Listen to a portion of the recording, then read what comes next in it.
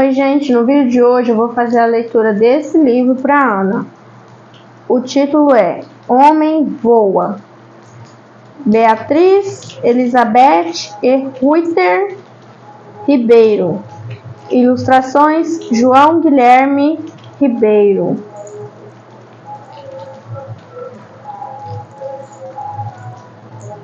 Olha.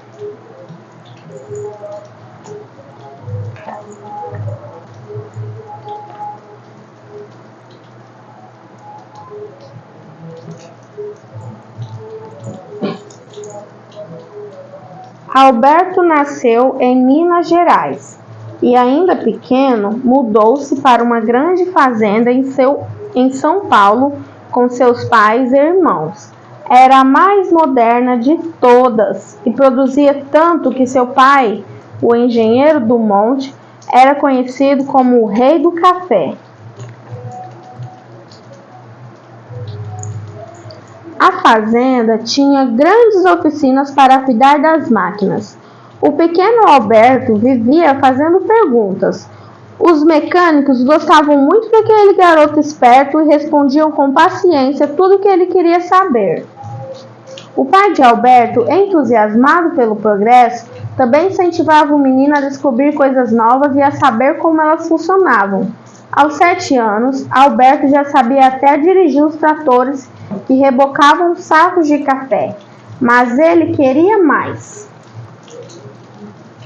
Queria ser o piloto da locomotiva a vapor que cruzava as estradas de ferro da fazenda. Quando tinha 12 anos, Alberto conseguiu realizar a façanha, e lá ia ele, tocando o apito todo satisfeito. Quem poderia imaginar que um menino tão novo pudesse conduzir uma máquina enorme como aquela? Inteligente e curioso, estava o tempo todo com um livro nas mãos. Interessava-se por ciência e gostava de uma boa aventura, como as histórias escritas por Júlio Verne, que falavam sobre balões submarinos e até de uma viagem para a Lua. Um dia tudo isso será verdade, pensava ele. Numa exposição em São Paulo, Alberto viu um salto de paraquedas. O acrobata pulou de um balão que estava lá no alto, a uma altura incrível, mas amarrado ao chão. Quando o paraquedas se abriu, a multidão que assistia aplaudiu alegremente. Alberto ficou tão impressionado que não conseguia parar de pensar no que tinha visto. O tempo passou e Alberto cresceu. Um dia, num passeio a cavalo, seu pai caiu, muito machucado. Precisava de cuidados especiais, então resolveu vender a fazenda e viajou com a família para tratar-se na França. Essa viagem iria abrir as portas de um mundo inteiramente novo para Alberto. Na França, Alberto visitou muitas exposições e conheceu o que havia de mais novo em máquinas, inclusive motores a gasolina que eram bem menores do que os grandes motores a vapor. Ele se admirou. Incrível! Como pode um motor tão pequeno ter tanta potência? Na primeira oportunidade que tiveram, Alberto e o irmão compraram um carro, um Peugeot. Quando voltaram ao Brasil, trouxeram seu automóvel. Todos ficaram espantados diante daquele carro a gasolina. Provavelmente o primeiro em terras brasileiras. Que barulhento e como cheira mal! Alberto queria conhecer mais sobre motores. Sua cabeça incrível já tinha planos para um motor como o dos carros, e esses planos estavam relacionados com seus sonhos de voar. Mas para isso precisava voltar para a França, porque era lá que as coisas aconteciam naquela época. Ele mudou-se para Paris e lá estudou física, matemática, eletricidade e mecânica. Fez um passeio de balão e gostou muito, mas estava tão animado com o que ia aprendendo que achou que poderia fazer melhor. Foi assim que projetou seu primeiro balão, que chamou de Brasil. O balão Brasil era feito de seda japonesa e cheio com um gás chamado hidrogênio, muito mais leve que o ar.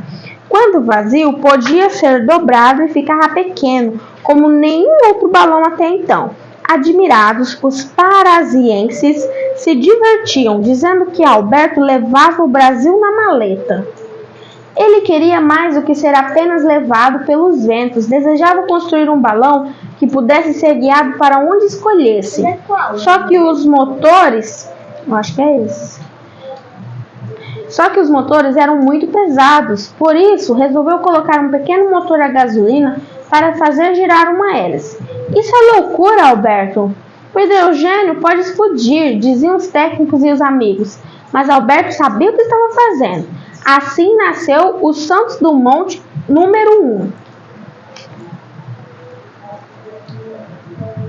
A primeira tentativa do número 1 de chegar aos céus não deu certo. Sua ideia era voar contra o vento, como ele fazia com as pipas, quando era criança, mas resolveu respeitar os conselhos dos técnicos e seguiu a favor do vento. Seu balão acabou batendo nas árvores. Mas ele não desistiu, consertou o balão e decidiu fazer do seu jeito. Alberto virou o número 1 contra o vento e saiu voando direitinho. Enfim, pela primeira vez, um balão obedecia ao comando de um piloto. Mas para os franceses, ele era agora o brasileiro voador, a figura mais popular de Paris. Levado pelo entusiasmo, Alberto não descansava. Ou estava projetando, ou construindo, ou pilotando. Assim vieram os balões número 2, número 3, número 4 e número 5. Era sempre uma vida cheia de perigos. Ele caiu muitas vezes, mas nunca se machucou seriamente. Um dia, viajando com o número 5, desabou sobre um hotel. Como deu trabalho aos bombeiros para ser salvo. Alberto era curioso, mas não tinha medo. No dia claro, resolveu passear de balão. Aí o tempo mudou de repente. Nuvens escuras o envolveram, com trovões e relâmpagos por todos os lados. Que susto! A princesa Isabel, que também morava em Paris, até mandou uma medalhinha de São Bento para protegê-lo dos perigos.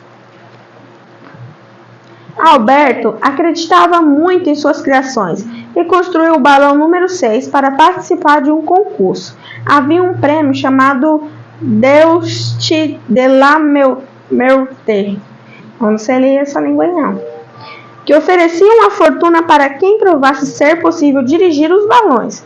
No dia marcado, ele decolou com o número 6. Foi direitinho à Torre Eiffel e fez a volta em direção ao ponto de partida. Porém, mal completou a curva, o motor falhou. Para o espanto de todos, Alberto foi muito corajoso. Saiu da gôndola, foi até o motor e fez com que ele funcionasse. Mais uma vez, o brasileiro surpreendeu a todos. O número 6 chegou ao ponto de partida quando faltavam apenas 30 segundos para acabar o prazo. Ele conseguiu. Vou pausar aqui para você ir lá beber água. Alberto ganhou o prêmio e foi carregado pela multidão. Mas ele não ficou com o dinheiro. Metade ele deu aos seus empregados e a outra parte ele doou aos trabalhadores pobres de Paris para que recuperassem suas ferramentas. E com a mesma vontade, continuou a projetar, construir e voar outros balões, que agora eram chamados de dirigíveis por causa dele. Era muito difícil pilotar e tentar ver as horas ao mesmo tempo. Naquela época, os homens só usavam relógios de bolso.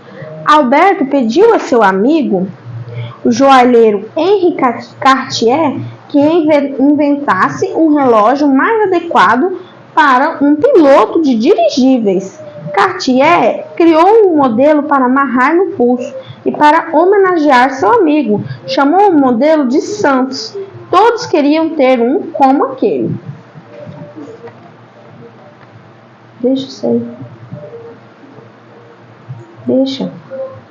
Seu fascínio por voar era tanto que, em vez de usar carros para se locomover pela cidade, pilotava seu balão.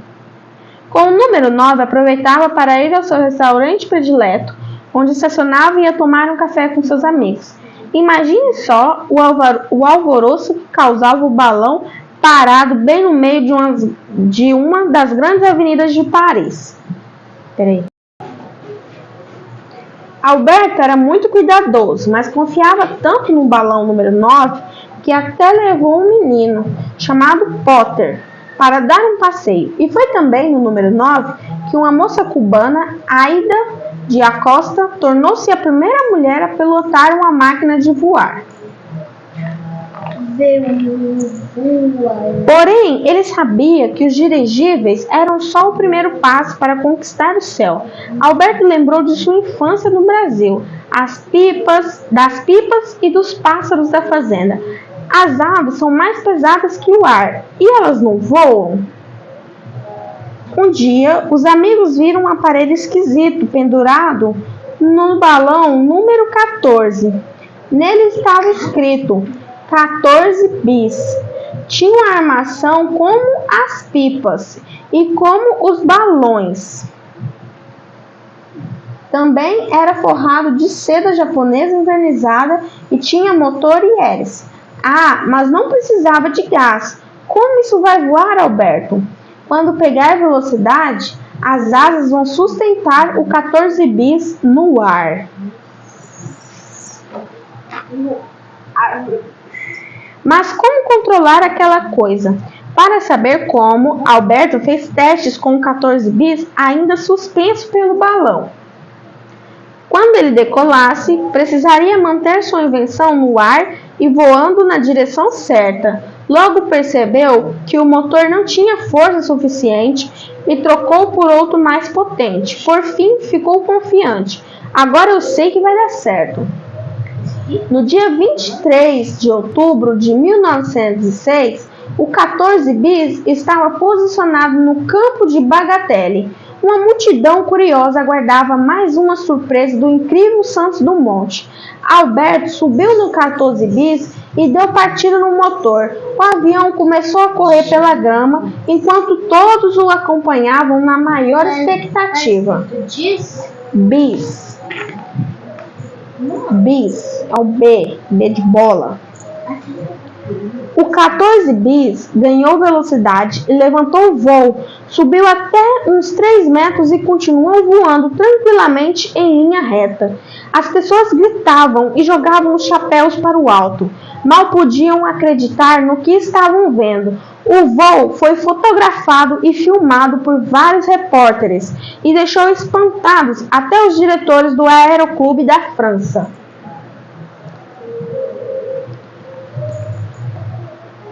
Mas teve que ser um voo curtinho, durou apenas 7 segundos e percorreu 60 metros. Para evitar um acidente, Alberto pousou o 14 bis, porque a multidão entusiasmada invadiu o campo.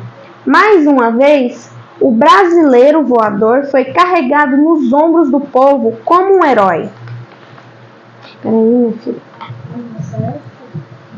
Poucos dias depois, ele voou novamente. O Aeroclube da França registrou assim 21 segundos de voo e alcance de 220 metros.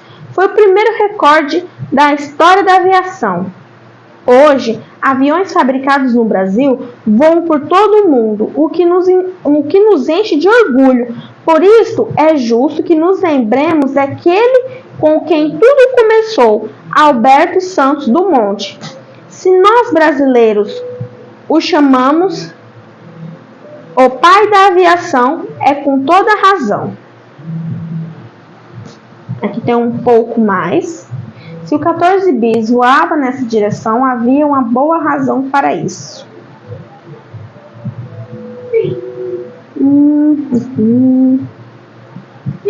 Fim. E aí? Mais do que contar a história das peripécias do jovem Alberto Santos Dumont, queríamos que as crianças vislumbrassem não apenas um inventor genial, mas também um homem generoso, o amigo sincero, o aeronauta destemido, enfim, um exemplo digno de ser cultuado e seguido. Entre os poucos países que constroem aeronaves, o Brasil ocupa um lugar de destaque. E tudo começou com as façanhas daquele jovem corajoso que, com justiça, é, para nós, o pai da aviação. A aviação. Você não viu aqui o não? Li.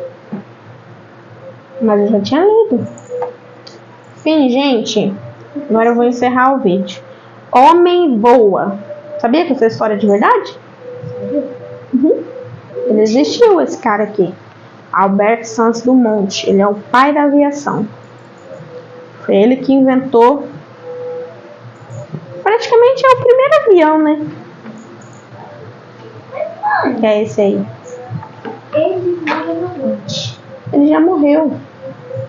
Faz muito tempo isso.